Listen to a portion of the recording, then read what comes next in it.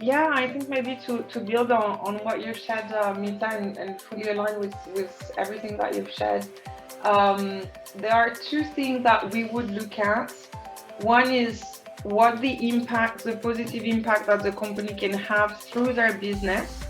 And the other one is what the positive impacts that they can have by the way they're doing their business. So one is more towards the, their product, their solution, their service that they can provide.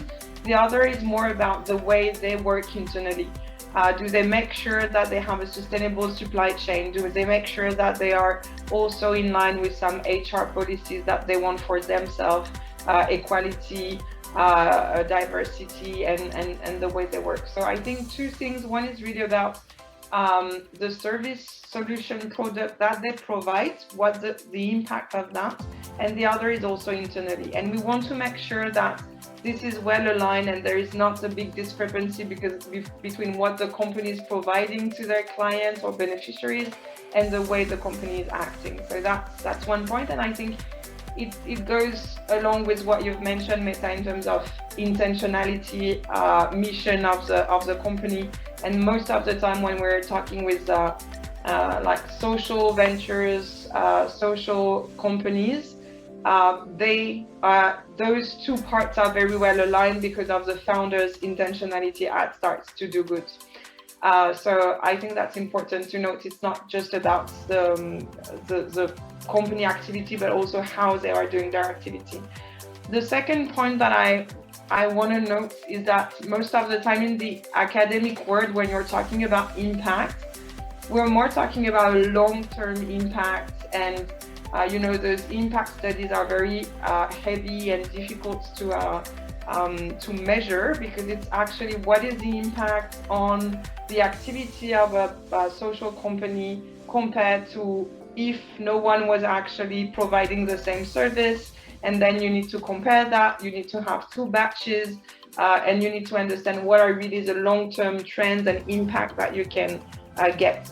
For instance, to be very simple, if I take the example of energy access, you could say that by providing access to energy, one of the impacts would be to avoid people from rural areas to all move to more the urban areas, and then have this tendency to have people living those rural areas.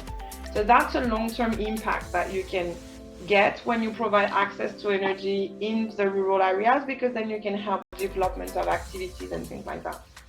For us, at our level, we are trying to be very transparent on the fact that we don't necessarily look at those long-term impacts, but we would try and track some intermediary indicators or metrics, as you said, Mita, KPIs, that would give us enough comfort to understand that the long trend impact is going to be this one. For instance, we would look at number of people gaining access to reliable energy, number of amount of dollars that a business can have in addition to his regular business because he gained access. This business gained access to energy, for instance.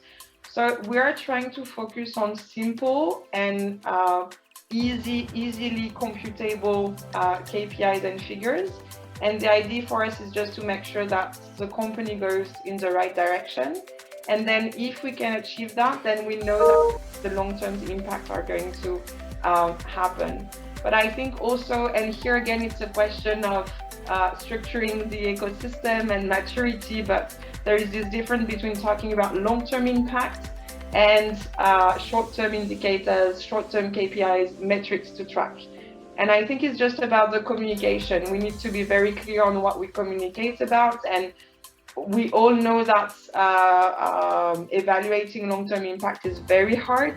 So it's just best to frankly share that this is like an indicator, a metric, a KPI, and at least we are talking the same language and we know what are the expectations.